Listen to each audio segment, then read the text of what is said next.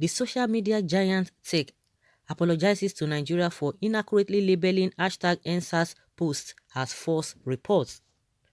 Facebook has finally apologized to Nigerians for taking people's posts down during the #NSAS protest in Nigeria against police brutality, extortion, corruption, extrajudicial killings, and the likes, especially men of the Special Anti-Robbery Squad, SAS, now Special Weapons and Tactics, SWAT.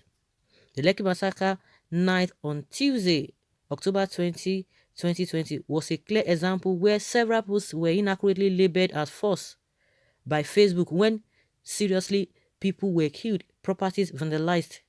Many people have complained about how they were frustrated because their posts to make the world know what was going on in the country proved abortive. However, few hours ago, the social media giant has tendered apologies for the inconvenience caused by a third-party fact checkers, which was incorrectly connected to some posts about NSAS that inaccurately labeled such posts as false. Can you imagine? Nigeria, we are sorry. We let our community down in a time of need. To explain a little about what happened and why there were errors in our system, where a post that mentioned the SARS virus that was correctly debunked by our third-party fact checkers was incorrectly connected to some posts about NSAS. So the NSAS posts were inaccurately labeled as false. This issue has been resolved and we apologize again for the confusion. Okay, like seriously? And as many that are coming out to say, oh, it is a, what is it called? It is Photoshop, it is whatever. A lot of people have been saying anything. They have been saying a lot of things. And recently, the MFM pastor came out and said this and this, use Bible quotation to pray for those who did that, who committed that dangerous act. That prayer is for them. Whether good or bad, that prayer must go to them. And that is just what we can say. People are pained. And at the end of the day, somebody is coming out and wanted to address the nation. They didn't even bother. And he just trivialized the whole thing. Downplay the whole thing as if nothing happened. Make una fear God. When the day I heard about this, and I was really down. They really, that Facebook putting it down that it was false, whatever. Some people connected to it. They were doing all manner of things just to discredit it. You cannot hide truth forever. It cannot be hidden. It cannot be hidden. A lot of Nigerians, a lot of people, even those who are not Nigerians, everybody that saw that thing, everybody felt it. And some people coming here to tell us one thing. It's good though that you guys, you quickly came out to apologize. That prayer that a lot of people have been praying would have, reached you anywhere you are. And that is what he said in his Facebook page. And again, he said, Nigeria, we are sorry. We let our community down in a time of need where the issue has been resolved and we apologize again for the confusion.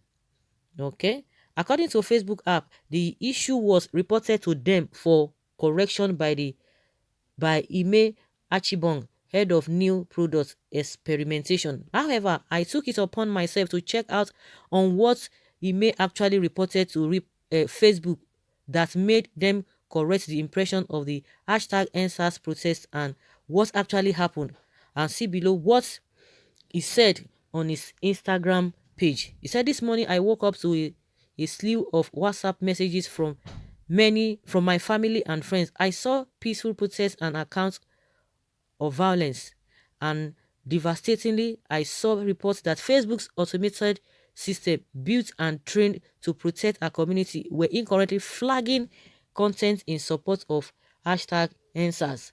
While we are working non-stop to resolve this issue, I wanted to say this one is personal. I'm sorry that we let down our community in their time of need.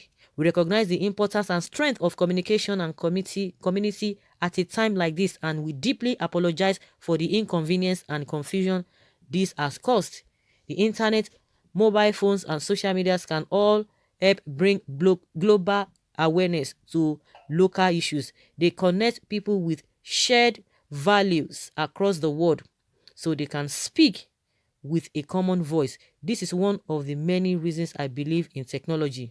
Those of us at Facebook, and especially those of us who call Nigeria home, stand with our community in Nigeria against excessive or unnecessary police or military violence.